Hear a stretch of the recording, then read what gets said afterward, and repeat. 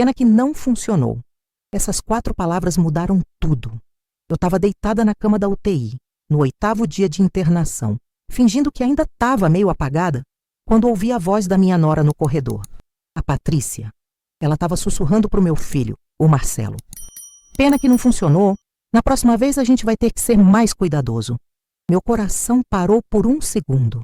Meu corpo estava ali, imóvel, cheio de tubos e aparelhos, mas minha mente ficou completamente alerta. Eles tinham acabado de confessar, tinham acabado de admitir que tentaram me matar e que iam tentar de novo. 3 dias antes, eu tinha tomado um café servido pela própria Patrícia no almoço de domingo na minha casa. 30 minutos depois, eu estava no chão convulsionando, vomitando, morrendo na frente de 12 pessoas da minha família. E sabe o que ela disse enquanto eu agonizava? Vejam, ela tá caduca mesmo, velha dramática. Os médicos me disseram que foi envenenamento por clonazepam e raticida. Disseram que se tivesse demorado mais 10 minutos, eu não estava mais aqui. Mas eu sobrevivi. E ali, naquela cama de hospital, ouvindo aquele sussurro maldito no corredor, eu tomei a decisão mais importante da minha vida. Eu não ia chorar, não ia ter medo, não ia ser vítima. Eu ia fingir que estava fraca, vulnerável, quase morta. E enquanto eles preparavam a segunda tentativa de me matar, eu ia preparar a vingança mais silenciosa e mortal que uma mãe traída poderia executar. Porque o que eles não sabiam é que essa velhinha de 74 anos tinha criado 4 filhos sozinha, depois de ficar viúva aos 33. Tinha trabalhado 50 anos sem parar vendendo doce de feira em feira. Tinha juntado 2.100.000 reais centavo por centavo, com suor e sacrifício. E não ia deixar 2 vermes covardes me tirarem dessa vida. Eu tinha sobrevivido ao veneno deles, e agora esse veneno ia virar algema, ia virar cadeia, ia virar destruição completa. Meu nome é Cecília. Cecília Moraes. E se você acha que essa é mais uma história de velhinha coitadinha que foi enganada e ficou chorando no canto esperando a morte chegar, pode tirar o cavalinho da chuva, porque eu vou te contar, palavra por palavra, como eu transformei o pior dia da minha vida no pior pesadelo de quem tentou me enterrar. Mas antes de eu contar cada detalhe dessa vingança, que me deu prazer até hoje, você precisa entender quem eu sou, de onde eu vim, o que eu passei. Porque para entender por que eu não perdoei, por que eu não abaixei a cabeça, por que eu lutei até o fim, você precisa conhecer a Cecília de verdade. A Cecília que eles tentaram apagar. Ah, e antes de continuar, se você gosta de histórias reais de vingança, de mulheres que transformam dor em justiça, que não aceitam ser pisoteadas por ninguém, se inscreve no canal e me conta nos comentários. De onde você está me ouvindo? Você faria o que eu fiz? Você teria coragem de olhar nos olhos de quem tentou te matar e devolver na mesma moeda? A gente adora saber o que vocês pensam. E pode ter certeza, o final dessa história vai te deixar de queixo caído. Agora deixa eu voltar no tempo. Deixa eu te apresentar a mulher que eles subestimaram. Eu nasci em 1950, num tempo em que mulher não tinha voz, não tinha vez, e quando ficava viúva com 4 filhos pequenos, todo mundo achava que ela ia afundar. Mas eu não afundei. Eu nadei. Nadei contra a maré, contra a corrente, contra tudo e contra todos. Meu marido, o João, morreu quando eu tinha 33 anos. Acidente de trabalho. Ele era eletricista, trabalhava numa obra em Petrópolis e um dia a escada cedeu. Caiu de 8 metros de altura. Morreu na hora. Deixou eu com 4 filhos. A Laura, que tinha 10 anos, o Marcelo, que tinha 6, a Fernanda, que tinha 4, e o Rafael, que tinha apenas 2 aninhos. Naquela época eu vendia doces nas feiras de Petrópolis. Brigadeiro, beijinho, cajuzinho, aqueles docinhos de festa que a gente fazia em casa e levava para vender de porta em porta, de barraca em barraca. Eu acordava às 4 da manhã todo sábado e domingo. Fazia 300 doces, embalava um por um, colocava numa caixa de madeira que o João tinha feito para mim antes de morrer e saía pelas feiras. No começo, eu chorava enquanto embalava os doces. Chorava lembrando do João, chorava pensando nos filhos dormindo, chorava de cansaço, de dor, de medo do futuro. Mas depois de um tempo, eu parei de chorar. Porque eu percebi que lágrima não paga conta, lágrima não coloca comida na mesa, lágrima não dá educação para os filhos. Então eu levantei a cabeça e trabalhei. Trabalhei 20 anos sem tirar férias, minha filha. 20 anos. Enquanto as outras mulheres iam para a praia no verão, eu estava na feira vendendo doce. Enquanto as outras iam para o interior visitar parente no feriado, eu estava na cozinha preparando encomenda. Natal, Ano Novo, Páscoa, Dia das Mães, tudo era oportunidade de trabalho. Eu não conheci descanso, não conheci folga, não conheci essa história de hoje eu não vou trabalhar porque estou cansada. Não, meu bem, cansada eu ficava todo dia, mas todo dia eu levantava. E olha, eu não era dessas mulheres que ficava reclamando da vida. Eu cantava enquanto fazia os doces, cantava música de rádio, cantava música de igreja, cantava qualquer coisa que me desse força para continuar. Os meninos acordavam de manhã e me viam ali na cozinha com a mão cheia de chocolate, fazendo bolinha de brigadeiro, e eles sabiam. Aquela era a mãe deles. Aquela era a guerreira que não deixava faltar nada em casa. Eu fui mãe e pai ao mesmo tempo. Eu fui a que acordava de madrugada quando um tinha febre, a que ajudava com lição de casa de noite depois de um dia inteiro trabalhando, a que costurava uniforme, a que cortava cabelo, a que fazia bolo de aniversário mesmo sem ter dinheiro para festa. Eu fui tudo, absolutamente tudo. E quando o Marcelo, meu filho do meio, precisou fazer uma cirurgia de apendicite de emergência e eu não tinha dinheiro, sabe o que eu fiz? Vendi a aliança de casamento. Aquela aliança que o João tinha me dado no dia do nosso casamento, aquele anel de ouro que era a única coisa de valor que eu tinha, eu vendi. Peguei o dinheiro e paguei a cirurgia. Salvei a vida do meu filho. E nunca me arrependi. Quando a Laura quis fazer faculdade de pedagogia, eu trabalhei em dobro para pagar. Quando o Rafael precisou de óculos novos todo ano porque a vista dele era ruim, eu fazia hora extra vendendo bolo caseiro. Quando a Fernanda quis fazer curso de enfermagem, eu peguei empréstimo e paguei. Tudo que eu tinha, tudo que eu era, eu dei para os meus filhos. E não era só dinheiro não, viu? Era presença, era colo, era conversa, era conselho. Eu fui aquela mãe que sentava na beira da cama de noite e perguntava como tinha sido o dia. Eu fui aquela mãe que aconselhava sobre namoro, sobre amizade, sobre escola, sobre vida. Eu fui aquela mãe que nunca, nunca, mas nunca mesmo, deixou um filho meu dormir, achando que estava sozinho no mundo.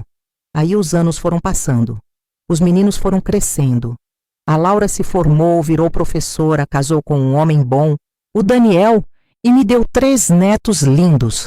A Fernanda virou enfermeira, casou com o Roberto, me deu 2 netos. O Rafael se formou em administração, casou com a Juliana, me deu mais um neto. E o Marcelo? O Marcelo sempre foi diferente. Desde pequeno, ele era inseguro. Era aquele tipo de criança que precisava de aprovação o tempo todo, que chorava fácil, que tinha medo de tudo. E eu, como mãe, sempre protegi ele um pouco mais. Talvez até demais. Ele se formou em contabilidade, conseguiu uns empregos aqui e ali, mas nunca era estável, sabe? Sempre tinha alguma coisa, ou o patrão era ruim, ou o salário era baixo, ou ele não se adaptava. Até que um dia, com 36 anos, ele apareceu em casa com uma namorada, a Patrícia. E foi aí que tudo começou a desandar. A primeira vez que eu vi a Patrícia, ela estava de salto alto, vestido justo, maquiagem perfeita e um sorriso que parecia doce. Mas tinha alguma coisa errada. Sabe quando você olha para uma pessoa e sente um arrepio? Uma coisa que você não sabe explicar, mas está ali, te cutucando, te dizendo cuidado? Foi isso. Ela era bonita, não vou mentir.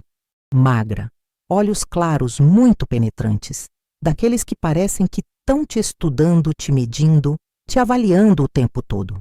Ela era farmacêutica, tinha 31 anos na época, e falava bem, se apresentava bem, parecia educada. Muito prazer, dona Cecília, ela disse, estendendo a mão com aquelas unhas compridas e pintadas de vermelho. O Marcelo fala tanto da senhora, diz que a senhora é uma guerreira. Eu sorri e apertei a mão dela. Mas por dentro, alguma coisa me disse, essa daí não presta. Não sei explicar. Era intuição de mãe.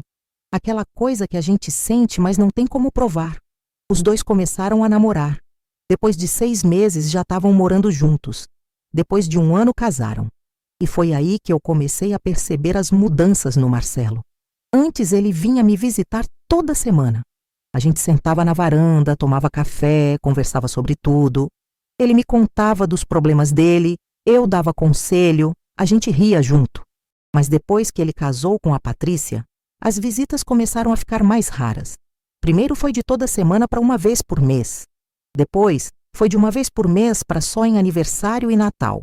E quando ele vinha, não era mais o mesmo. Ele evitava olhar nos meus olhos. Ficava meio cabisbaixo, quieto, como se tivesse medo de falar alguma coisa errada. E a Patrícia?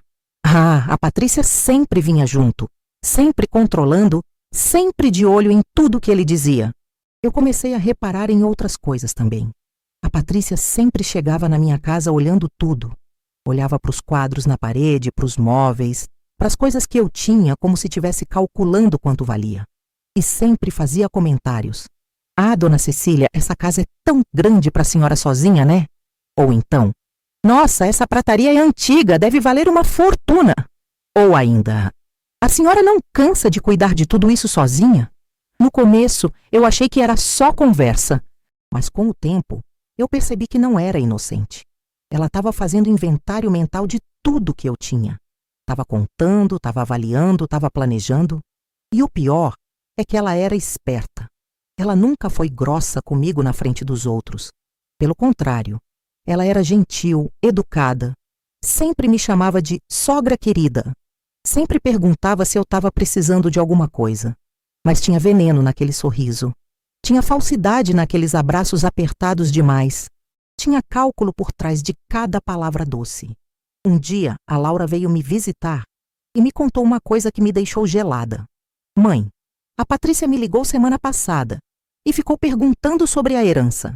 Queria saber se a senhora já tinha feito o testamento, se já tinha dividido as coisas entre a gente, quanto cada um ia receber. Eu fiquei pasma. Testamento? Herança? Mas eu nem morri ainda, Laura. Pois é, mãe. Achei muito estranho. E ela disse que está preocupada porque a senhora já está idosa e que seria melhor a senhora já ir resolvendo essas coisas em vida, para não dar problema depois. Aquilo me incomodou profundamente. Eu tinha 72 anos na época. Estava com saúde boa, subia a escada, fazia faxina, cozinhava, ia para a feira sozinha. Não tinha nada de idosa incapaz. Mas para Patrícia, eu já era um estorvo, um obstáculo que ela queria remover o quanto antes. E o Marcelo? O Marcelo repetia tudo que ela falava como se fosse um papagaio. Mãe, a Patrícia está certa. Seria bom a senhora ir organizando as coisas, sabe? Para não dar dor de cabeça para os filhos depois. Eu olhei para ele e não reconheci meu filho.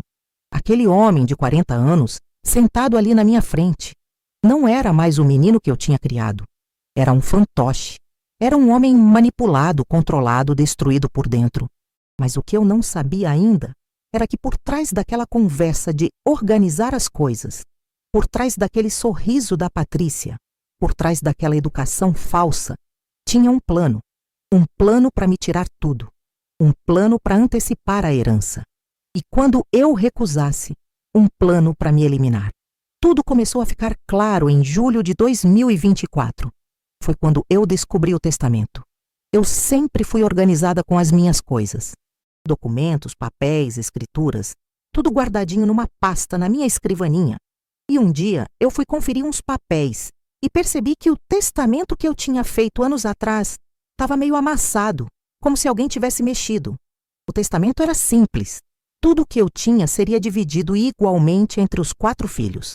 A casa de Petrópolis, os 2 apartamentos que eu tinha comprado com a herança da minha tia Leonor, mais o dinheiro que eu tinha na poupança.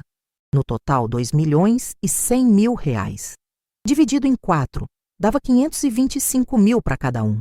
Mas eu descobri depois, através da Laura, que a Patrícia tinha descoberto o testamento.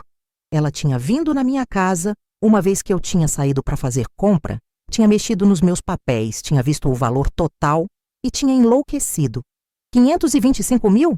Só isso? Ela teria dito para o Marcelo. A gente precisa de muito mais que isso. A gente tem dívidas, Marcelo. A gente está afundado em dívidas. E era verdade. Eu descobri mais tarde que a Patrícia era viciada em compras online. Comprava roupa, bolsa, sapato, perfume, maquiagem, tudo de marca, tudo caro, tudo no cartão de crédito. Ela tinha 180 mil reais de dívida. 180 mil! E o Marcelo, coitado, tinha perdido o emprego 8 meses antes e estava desempregado. Ele também devia 45 mil reais para o banco, empréstimo que tinha feito e escondido de mim. Então, na cabeça da Patrícia, a solução era simples: convencer a sogra a antecipar a herança. Pegar o dinheiro agora, pagar as dívidas e ainda sobrar um bom troco para ela continuar gastando. Foi aí que começou a pressão. Em agosto de 2024, o Marcelo me ligou. Mãe, eu preciso conversar com a senhora sobre uma coisa séria. Ele veio em casa com a Patrícia. Sentaram os dois na minha sala e ele começou. Mãe, eu tô com um problema de saúde grave. Preciso fazer um tratamento urgente e não tenho dinheiro. Eu gelei. Problema de saúde? Que problema, Marcelo? O que você tem? Ele desviou o olhar. A Patrícia respondeu por ele. É um problema no coração, dona Cecília.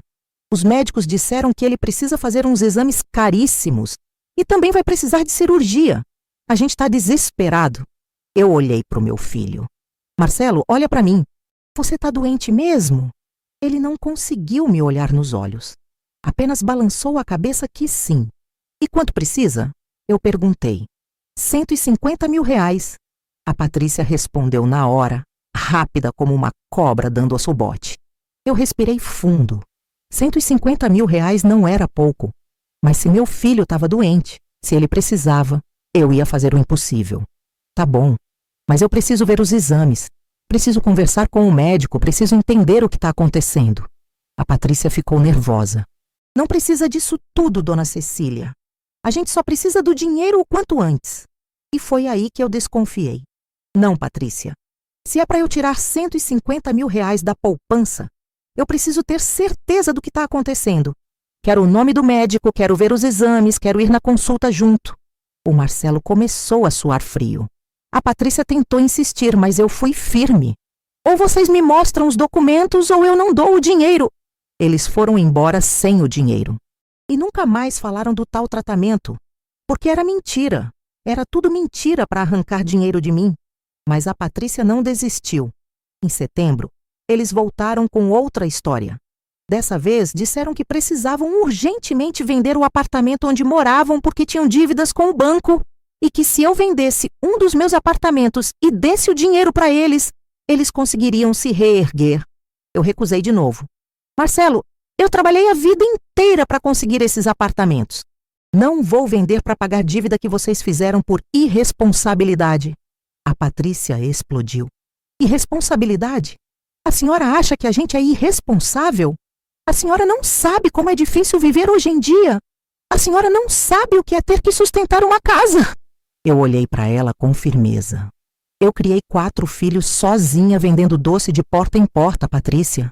Não vem me dizer que eu não sei o que é dificuldade.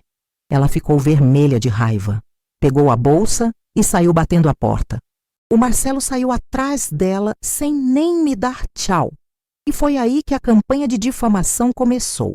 A Patrícia ligou para Laura, para Fernanda, para o Rafael e contou que eu estava estranha, que eu estava agressiva, que eu tinha xingado ela sem motivo, que eu estava ficando senil, que eu não estava mais bem da cabeça. Ela plantou a semente da dúvida na mente dos meus outros filhos. Mas a Laura, graças a Deus, não acreditou. Ela veio me visitar e conversou comigo. Eu contei tudo o que estava acontecendo e ela entendeu na hora. Mãe, essa mulher está tentando manipular a gente. Ela quer o dinheiro da senhora e está fazendo de tudo para conseguir. A Fernanda e o Rafael também ficaram do meu lado depois que eu expliquei tudo. Mas o Marcelo sumiu. Ele parou de me visitar, parou de ligar, parou de responder minhas mensagens. Era como se eu tivesse deixado de existir para ele. E foi aí que eu percebi. Eles iam tentar outra coisa. Alguma coisa pior. Alguma coisa que eu não estava esperando. E eu não estava errada. Começou com pequenas coisas. Coisas que na hora pareciam acidentes. Coisas que eu não dei muita atenção. Mas que, olhando para trás, faziam todo sentido. Em outubro, eu comecei a passar mal. Nada grave, só umas tonturas, uns enjoos. uma sensação estranha no estômago.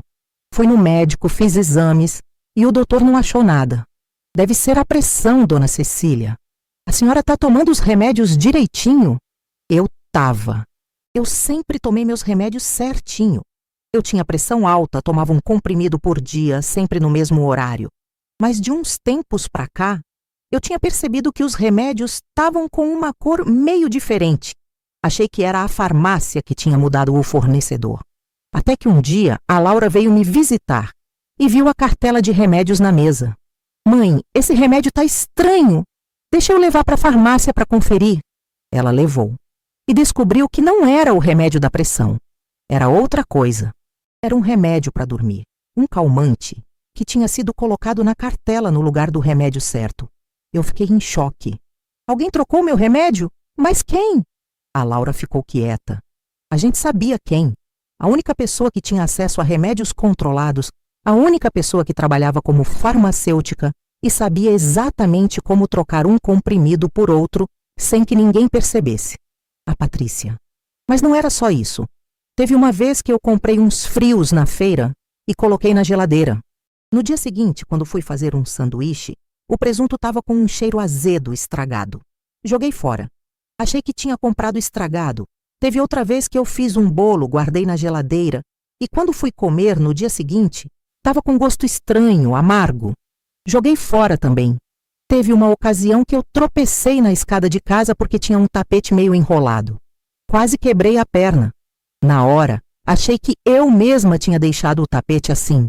Mas a Laura viu as marcas no tapete e disse: Mãe, isso aqui foi feito de propósito. Alguém enrolou esse tapete para a senhora tropeçar. Tudo parecia acidente. Tudo parecia coincidência. Mas não era. Era um plano. Um plano cuidadosamente arquitetado para me enfraquecer, para me deixar confusa, para me fazer cair, para me fazer adoecer. E se nada disso funcionasse, partir para algo mais drástico. E foi o que aconteceu. 3 de novembro de 2024. Um domingo. Céu azul, clima gostoso, brisa leve soprando pelas janelas da minha casa em Petrópolis. Eu tinha preparado um almoço de família. Fiz uma carne assada com batatas, arroz, farofa, salada e uma sobremesa de pavê que era a especialidade da casa. Eu tinha chamado todo mundo. Laura com o marido e os 3 filhos, Fernanda com o marido e os 2 filhos, Rafael com a esposa e o filho e, claro, Marcelo com a Patrícia. Eu queria reunir a família. Queria tentar recuperar a relação com meu filho. Queria acreditar que ainda dava tempo de consertar tudo. Quando o Marcelo chegou com a Patrícia, ele me deu um abraço rápido e desviou o olhar, como sempre. A Patrícia entrou com aquele sorriso falso que eu já conhecia bem.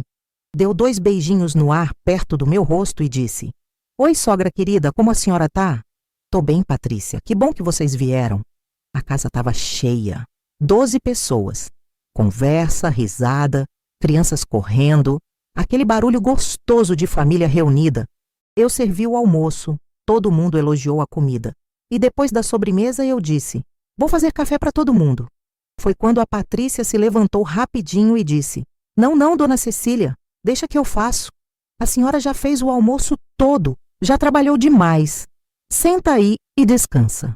Eu achei estranho. A Patrícia nunca tinha se oferecido para fazer nada na minha casa.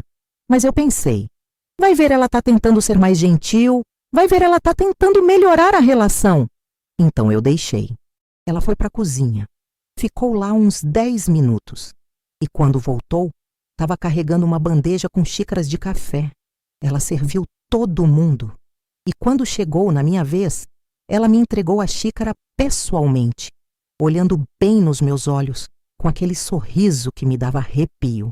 Esse aqui é especial para a senhora, dona Cecília. Fiz com carinho. Eu peguei a xícara, agradeci e bebi. O gosto estava normal. Era café comum, com açúcar, do jeito que eu gostava. Não senti nada de estranho. Então eu continuei conversando com a Laura, rindo com os netos, aproveitando aquele momento em família que eu tanto queria. Até que, uns 20 minutos depois, eu comecei a sentir uma tontura forte que veio do nada. A sala começou a girar. Eu tentei levantar da cadeira, mas minhas pernas não obedeceram. Eu segurei na mesa, tentei falar, mas a voz não saiu. E então começou. As convulsões. Meu corpo inteiro começou a tremer violentamente. Eu caí da cadeira e bati no chão com tudo. Minha cabeça bateu na quina do móvel. Eu senti sangue escorrendo. Senti um gosto amargo subindo pela garganta. Comecei a vomitar. Meu corpo sacudia sem controle. Eu não conseguia respirar direito. Eu estava sufocando. Ouvi gritos ao meu redor. A Laura gritando: "Não, mãe, mãe, o que está acontecendo?" A Fernanda gritando: "Chama o SAMU, chama o SAMU." As crianças chorando assustadas. Todo mundo em desespero. E então, no meio daquele caos, no meio daquele inferno, eu ouvi a voz dela. A voz da Patrícia. Fria, calma, calculada. Vejam, ela tá caduca mesmo, tô falando. A velha tá fingindo para chamar atenção. Eu não conseguia abrir os olhos, mas eu ouvi. Eu ouvi cada palavra. O Marcelo repetiu como um boneco sem alma.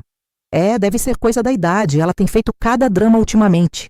A Laura gritou: "Drama? Ela tá morrendo, Marcelo, você não tá vendo?" "Calma, Laura, deixa ela se acalmar sozinha", a Patrícia disse com aquela voz doce e venenosa. "Velha dramática, tá querendo atenção." Eu senti meu corpo começando a desligar, meus olhos revirando, minha respiração falhando. Eu estava morrendo. Ali, no chão da minha própria casa, na frente da minha família, eu estava morrendo e a Patrícia estava deixando. Ela não ligou para o SAMU. Ela não tentou me ajudar. Ela ficou ali, parada, vendo, até que a Laura pegou o celular e ligou. "Alô? SAMU? Eu preciso de uma ambulância urgente. Minha mãe está passando mal. Acho que foi envenenamento. Pelo amor de Deus, venham rápido." Foram os 15 minutos mais longos da minha vida. Eu flutuava entre a consciência e a inconsciência. Sentia dor, mas ao mesmo tempo não sentia nada. Ouvia vozes distantes, como se estivesse debaixo d'água. Sentia a Laura segurando minha mão, chorando, dizendo: "Aguenta, mãe, aguenta. A ambulância já vem." Quando o SAMU chegou, eles me colocaram numa maca, me deram oxigênio e me levaram correndo para a emergência do hospital. No caminho, eu desmaiei e não lembrei de mais nada. Acordei 3 dias depois. 3 dias eu tinha ficado em coma, induzido porque meu corpo estava em choque. Os médicos me disseram que eu tinha sido envenenada. Envenenamento por clonazepam em dose massiva, misturado com raticida. "A senhora teve muita sorte, dona Cecília", o médico disse. "Se a ambulância tivesse demorado mais 10 minutos, a senhora não estava aqui." Eu não conseguia falar direito. Minha garganta estava doendo. Tinha um tubo enfiado no meu braço. E meu corpo estava todo dolorido. A Laura estava do meu lado, segurando minha mão com os olhos vermelhos de tanto chorar. "Mãe, quem foi? Quem fez isso com a senhora?" Eu não consegui responder. Mas eu sabia. Eu sabia exatamente quem tinha sido. E foi aí que aconteceu a virada. Foi aí que eu decidi que não ia ser vítima. Foi aí que eu decidi que ia me vingar. No 8º dia de internação, quando eu já estava melhor, mas ainda fingindo estar fraca, a enfermeira Joana entrou no meu quarto. Ela era uma senhora de uns 50 anos, cabelo grisalho, olhar gentil, mas com aquela cara de quem já viu muita coisa na vida. Ela fechou a porta, chegou perto de mim e sussurrou: "Dona Cecília, eu preciso te contar uma coisa, e a senhora precisa me ouvir com atenção." Eu olhei para ela, confusa. Ela continuou: "Eu estava de plantão ontem à noite, aqui no corredor da UTI, e eu ouvi sua nora conversando com seu filho. Eles estavam perto da sala de espera, achando que ninguém estava ouvindo. E eu ouvi ela dizer assim, bem claro: 'Pena que não funcionou. Na próxima vez a gente vai ter que ser mais cuidadoso.'" Meu coração gelou. Eu fiquei olhando para a enfermeira sem saber o que dizer. Ela segurou minha mão. "Dona Cecília, eu não sei o que está acontecendo na sua família, mas eu sei que isso não foi acidente. E eu sei que a senhora corre perigo. Se eu fosse a senhora, eu me protegia. Porque se eles tentaram uma vez, vão tentar de novo." Ela saiu do quarto em silêncio e eu fiquei ali, deitada naquela cama de hospital, olhando para o teto, sentindo uma raiva que eu nunca tinha sentido na vida. Uma raiva fria, calculada, mortal. Eles tentaram me matar. Meu próprio filho e aquela víbora tentaram me matar. E o pior, tinham falhado e já estavam planejando a próxima tentativa. Mas sabe o que eles não sabiam? Que eu sou a Cecília Moraes. A mesma Cecília que criou 4 filhos sozinha. A mesma Cecília que trabalhou 50 anos sem parar. A mesma Cecília que sobreviveu a tudo que a vida jogou em cima dela. E eu não ia deixar 2 vermes me derrubarem. Ali, naquela cama, naquele momento, eu tomei uma decisão. Eu ia fingir que estava fraca. Ia fingir que estava confusa, senil, vulnerável. Ia deixar eles acharem que tinham quase conseguido, que eu estava quase na cova, que era só uma questão de tempo. E enquanto eles se preparavam para a segunda tentativa, eu ia preparar a vingança mais perfeita que uma mãe traída poderia executar. Quando a Laura voltou no quarto, eu fingi que estava tonta, confusa. Laura, onde eu tô? O que aconteceu? Ela ficou preocupada. Mãe, a senhora está no hospital. A senhora passou muito mal no almoço de domingo. A senhora não lembra? Eu fingi que não lembrava direito. Almoço? Eu não sei.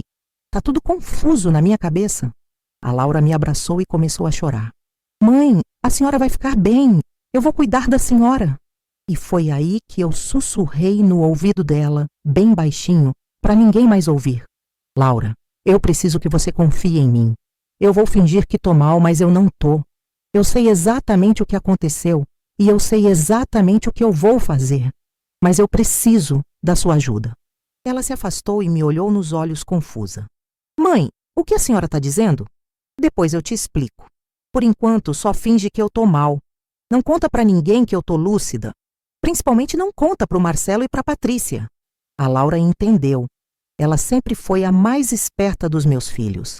Ela balançou a cabeça que sim. E daquele dia em diante, ela virou minha aliada. Quando o Marcelo e a Patrícia apareceram no hospital no dia seguinte, eu fingi que estava praticamente apagada. Eles entraram no quarto e eu ouvi a voz dela. Nossa, tadinha, tá mal mesmo, né? O Marcelo murmurou. É, acho que ela não vai durar muito. Melhor assim, a Patrícia sussurrou, achando que eu não estava ouvindo. Quando ela morrer, a gente divide a herança e resolve nossos problemas. Eles ficaram ali uns 5 minutos, olhando para mim como se eu já tivesse morta, e foram embora. E eu, deitada naquela cama, de olhos quase fechados, fingi que estava dormindo.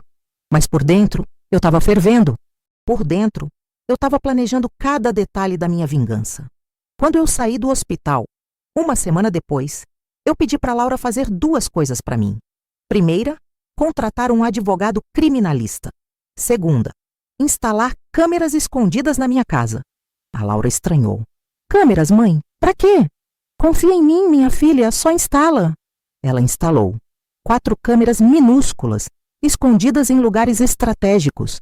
Uma na sala, uma na cozinha, uma no corredor e uma no meu quarto. Câmeras que gravavam imagem e som, mas que ninguém via. E então eu liguei para o Marcelo. Fingi uma voz fraca, trêmula, derrotada. Marcelo, meu filho, você pode vir aqui em casa? Eu preciso conversar com você sobre uma coisa importante. Ele veio no dia seguinte com a Patrícia. Os 2 entraram na minha casa e eu fingi que estava mal, apoiada numa bengala, arrastando os pés, com a voz falhando. Marcelo, eu estou muito cansada. Acho que não vou durar muito. Os olhos da Patrícia brilharam. Ela sentou do meu lado, toda solícita, toda falsa. Ai, sogra, não fala assim. A senhora vai ficar bem. Não, Patrícia. Eu sei que meu tempo está acabando e eu queria resolver umas coisas antes de ir. O Marcelo perguntou, tentando disfarçar essa ansiedade. Que coisas, mãe? Eu queria dividir os bens em vida, para não dar problema depois. Vocês têm razão. É melhor resolver agora. A Patrícia quase pulou da cadeira de felicidade. A senhora está certa, dona Cecília. É melhor mesmo resolver tudo agora, com calma. Mas eu preciso de tempo. Preciso organizar os papéis.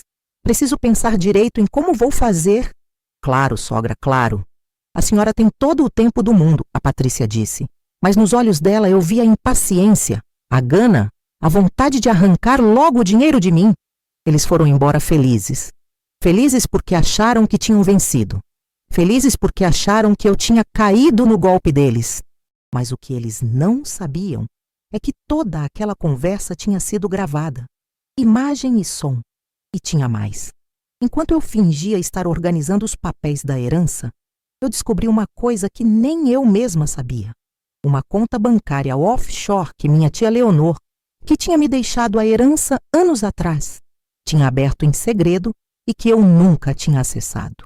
Uma conta com R$380 mil adicionais. Eu não sabia dessa conta. Meus filhos não sabiam. Ninguém sabia. Era um dinheiro completamente secreto que mudava tudo. Porque agora eu não tinha apenas R$2.100.000. Eu tinha R$2.480.000. E esse dinheiro extra ia ser minha arma secreta. Nas semanas seguintes, continuei fingindo. Continuei me fazendo de fraca, de confusa, de vulnerável. E o Marcelo e a Patrícia começaram a aparecer mais. Sempre com desculpas, sempre com conversinha, sempre tentando me convencer a resolver logo as coisas. E foi numa dessas visitas que eu consegui gravar a prova definitiva. Eles estavam na minha sala, achando que eu tinha ido deitar no quarto. Mas eu tinha deixado a porta entreaberta e a câmera da sala estava captando tudo. Quando ela vai assinar logo esses papéis? A Patrícia perguntou irritada. Calma, Patrícia, ela está quase lá. Quase? Marcelo, a gente não tem tempo. A gente está devendo quase R$230 mil no total. Os bancos estão ligando todo dia. Se ela não assinar logo, a gente vai ter que partir para o plano B. Plano B? É, a segunda tentativa. Mas dessa vez a gente vai ter que ser mais cuidadoso. A primeira vez quase funcionou. Da próxima, ela não escapa. Eu senti meu sangue gelar. Mas ao mesmo tempo, eu senti uma satisfação enorme. Porque eles tinham confessado. Tinham confessado em vídeo, com imagem e som, que tinham tentado me matar. E que iam tentar de novo. Eu peguei aquele vídeo e entreguei para o advogado que a Laura tinha contratado. Um advogado criminalista chamado Dr. Renato. Um homem sério, de uns 60 anos, que já tinha lidado com casos de tentativa de homicídio e herança. Ele viu o vídeo e disse: Dona Cecília, com isso aqui a gente consegue prender os dois. Mas a senhora quer fazer isso de que jeito? Quer que eu leve direto para a polícia ou a senhora quer confrontar eles antes? Eu sorri. Um sorriso frio de quem já tinha tudo planejado. Dr. Renato, eu quero fazer uma coisa melhor. Eu quero que eles sintam na pele o que eles me fizeram sentir. Eu quero que eles sintam o medo, o desespero, a humilhação. E depois, eu quero que eles sejam presos na frente de toda a família. Ele sorriu de volta. Eu gosto da forma como a senhora pensa, Dona Cecília. E foi aí que eu comecei a planejar o jantar. O jantar de despedida. O jantar onde eu ia virar o jogo de uma vez por todas. 28 de novembro de 2024. Uma quinta-feira. Eu liguei para os 4 filhos, para os genros, para as noras e disse: Eu vou fazer um jantar aqui em casa no sábado. Um jantar de despedida. Preciso de vocês aqui. A Laura perguntou preocupada. Despedida, mãe? Despedida de quê? Depois eu explico, minha filha. Só vem. Eu também convidei o Dr. Renato, o advogado, dizendo que ele ia levar uns papéis importantes. E discretamente, pedi para Laura chamar um amigo dela, que era delegado da Polícia Civil, um homem de confiança que ia estar presente por acaso. Sábado chegou. 30 de novembro de 2024. 7 horas da noite. A mesa estava posta. A casa estava arrumada. Eu tinha feito um jantar completo. Sopa de entrada, carne assada, arroz, salada e sobremesa. Tudo preparado com calma, com capricho, como eu sempre fiz. Os filhos foram chegando, Laura com a família, Fernanda com a família, Rafael com a família e, por último, Marcelo com a Patrícia. Quando eles entraram, a Patrícia estava com aquele sorriso de sempre, toda arrumada, toda confiante. O Marcelo estava tenso, mas tentando disfarçar. Boa noite, sogra, que mesa linda! A Patrícia disse toda meta-animada. Eu sorri, um sorriso doce, de vovó. Que bom que vocês vieram. Hoje é um dia muito especial. Todo mundo sentou. O Dr. Renato estava num canto, discreto, com uma pasta na mão. O delegado amigo da Laura estava do outro lado, também discreto, observando tudo. Eu servi a sopa. Todo mundo comeu, conversando, rindo, sem desconfiar de nada. Depois eu servi a carne assada. Todo mundo elogiou, como sempre. E então chegou a hora do café. Eu levantei e disse: vou fazer café para todo mundo. Mas hoje eu vou fazer um café especial. Fui para a cozinha, preparei o café, coloquei nas xícaras e voltei para a sala com a bandeja. Servi todo mundo e quando cheguei na vez do Marcelo e da Patrícia, eu parei, olhei bem nos olhos dos dois e disse: esse aqui é especial para vocês. Fiz com carinho, assim como vocês fizeram com carinho aquele café para mim há algumas semanas. A Patrícia ficou pálida. O Marcelo começou a suar frio. Eu coloquei as xícaras na frente deles e disse: podem beber, é só água com café. Mas vocês não sabem disso, né? Vocês acham que pode ter veneno, assim como vocês colocaram veneno no meu café. Silêncio total na sala. Todo mundo olhando para mim sem entender nada. A Patrícia tentou disfarçar. Do que a senhora está falando, dona Cecília? Que história é essa de veneno? Eu sorri. Um sorriso frio, implacável. A história de que vocês dois tentaram me matar. No dia 3 de novembro, no almoço aqui em casa. Vocês colocaram clonazepam e raticida no meu café. Eu fiquei 7 dias internada. 3 em coma induzido. Os médicos disseram que se tivesse demorado mais 10 minutos eu tinha morrido. O Marcelo tentou falar. Mãe, isso é loucura. Loucura? Eu gritei pela primeira vez em todo aquele teatro. Loucura é tentar matar a própria mãe por causa de dinheiro. Loucura é envenenar a mulher que trabalhou 50 anos da vida para criar você. Loucura é olhar para mim no chão, convulsionando, morrendo e dizer que eu estava fingindo. A Laura levantou em choque. Mãe, é verdade? Eles fizeram isso? É verdade, Laura. E eu tenho provas. Fiz um sinal para o Dr. Renato. Ele abriu a pasta e tirou uma televisão pequena que a Laura tinha trazido. Ligou a televisão numa tomada, conectou um pendrive e começou a passar os vídeos. Primeiro vídeo. A Patrícia e o Marcelo na minha sala, conversando sobre a segunda tentativa. A voz dela dizendo: da próxima, ela não escapa.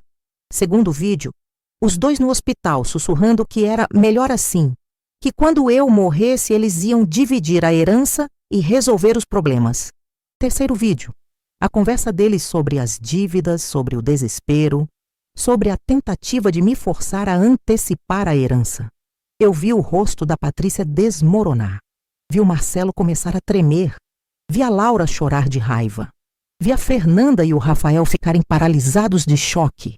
E então eu disse, olhando bem nos olhos dos dois: vocês acham que eu ia deixar vocês me matarem e ficarem impunes? Vocês acham que eu sou boba? Eu sou a Cecília Moraes, a mesma Cecília que sobreviveu a tudo. E eu não ia deixar 2 vermes destruírem tudo que eu construí. A Patrícia tentou levantar. Eu não vou ficar aqui ouvindo isso. Senta, eu gritei, e ela sentou, tremendo. Eu continuei. Além das gravações, eu tenho o laudo médico do hospital comprovando o envenenamento. Eu tenho a testemunha da enfermeira que ouviu vocês conversando. E eu tenho mais uma coisa que vocês não sabiam. Peguei um papel da mão do Dr. Renato e mostrei. Eu descobri uma conta bancária secreta que minha tia Leonor tinha deixado para mim. Uma conta com mais 380 mil reais. Vocês não sabiam disso, né? Vocês achavam que era só 2.100.000. Mas é mais. Muito mais. E sabe o que eu vou fazer com esse dinheiro todo? Eles ficaram olhando para mim, apavorados. Eu vou dividir entre os meus 3 filhos que me amam de verdade. Entre a Laura, a Fernanda e o Rafael. Vocês 2 não vão ver 1 centavo. Não vão ver 1 centavo porque, por lei, quem tenta matar não pode herdar. Chama-se indignidade. E vocês 2 são indignos. O Marcelo começou a chorar. Mãe, eu sinto muito. Eu sinto muito. A Patrícia me obrigou. Ela me manipulou. Manipulou? Eu disse com desprezo. Você é um homem adulto, Marcelo. Você escolheu. Você escolheu o dinheiro ao invés da sua mãe. Você escolheu ficar do lado de uma víbora, ao invés de ficar do lado de quem te deu a vida. A Patrícia explodiu. Víbora? Eu sou víbora? A senhora é que é uma velha mesquinha que não quer ajudar o próprio filho. Foi aí que o delegado se levantou. Dona Patrícia Mendes e senhor Marcelo Moraes, vocês estão presos por tentativa de homicídio qualificado. Vocês têm o direito de permanecer em silêncio. Qualquer coisa que disserem poderá ser usada contra vocês. O rosto da Patrícia ficou branco. Preso? Vocês não podem me prender! Podemos sim. E vamos! Com base nas provas apresentadas pela dona Cecília, vocês vão responder criminalmente pela tentativa de homicídio dela. 2 policiais que estavam esperando do lado de fora entraram e algemaram os 2. O Marcelo chorava feito criança. A Patrícia gritava, esperneava, mas não adiantou nada. E sabe qual foi a melhor parte? Ver o medo nos olhos deles. Ver a mesma expressão de desespero que eu tive quando estava no chão, morrendo envenenada. Ver eles entenderem que tinham perdido tudo. O dinheiro, a liberdade, a dignidade. Antes deles serem levados, eu me inclinei perto do ouvido da Patrícia e sussurrei, só para ela ouvir. Provém do veneno que vocês prepararam para mim. E eles foram levados, algemados, humilhados, destruídos. Hoje, 3 meses depois, eu tô aqui, sentada na varanda do meu sítio novo em Itaipava, tomando um café quentinho, olhando para o sol nascendo atrás das montanhas, ouvindo os passarinhos cantando. O Marcelo e a Patrícia foram condenados. 12 anos de prisão cada um. A Patrícia perdeu o registro profissional de farmacêutica. O Marcelo foi oficialmente deserdado. Eles perderam tudo. Eu vendi a casa de Petrópolis e comprei esse sítio aqui. Um lugar tranquilo, longe da cidade e perto da natureza. A Laura mora aqui comigo com o marido e os netos. A Fernanda e o Rafael vêm me visitar todo fim de semana. A gente faz almoço em família, senta na varanda, conversa, ri, e eu olho para os meus netos crescendo e penso, valeu a pena. Valeu a pena ter sobrevivido. Valeu a pena ter lutado. Valeu a pena ter me vingado. Porque vingança não é sobre ódio. Vingança é sobre justiça. É sobre não deixar que te destruam. É sobre mostrar que você é mais forte do que qualquer veneno que tentem te dar. Eu plantei uma horta orgânica aqui no sítio. Planto alface, tomate, cebolinha, coentro, rúcula. Acordo cedo, colho os legumes fresquinhos e faço salada para o almoço. É uma vida simples, mas é uma vida boa. Uma vida em paz. As pessoas me perguntam, Dona Cecília, a senhora não sente pena do Marcelo? Ele é seu filho. E eu respondo, eu sinto pena do filho que eu criei. Mas aquele homem que tentou me matar não é mais meu filho. Aquele homem é um estranho. Eu aprendi uma coisa nessa vida toda. A gente não pode se deixar destruir. A gente não pode aceitar ser pisoteada, humilhada, envenenada. A gente tem que reagir. A gente tem que ser forte. A gente tem que mostrar que ninguém, absolutamente ninguém, vai tirar nossa dignidade. Quem planta morte, colhe prisão. Quem sobrevive ao veneno, vira antídoto. E eu sou o antídoto. Eu sou a prova viva de que a justiça existe, de que a verdade sempre vem à tona, de que quem tenta te destruir acaba se destruindo. Hoje, eu acordo todo dia agradecida. Agradecida por estar viva. Agradecida por ter vencido. Agradecida por ter uma família que me ama de verdade. Agradecida por ter tido força para enfrentar o mal e transformar dor em vingança, e vingança em liberdade. Então, se você está passando por algo parecido, se alguém está tentando te destruir, se alguém está tentando tirar o que é seu, lembra, você é mais forte do que pensa. Você é mais esperto do que parece. E você pode virar o jogo. Eu virei. E você também pode. E se você gostou dessa história, se você sentiu cada palavra que eu falei, deixa seu like, se inscreve no canal e compartilha com quem precisa ouvir que vingança, quando é justa, é doce. Muito obrigada por me ouvir. Até a próxima história.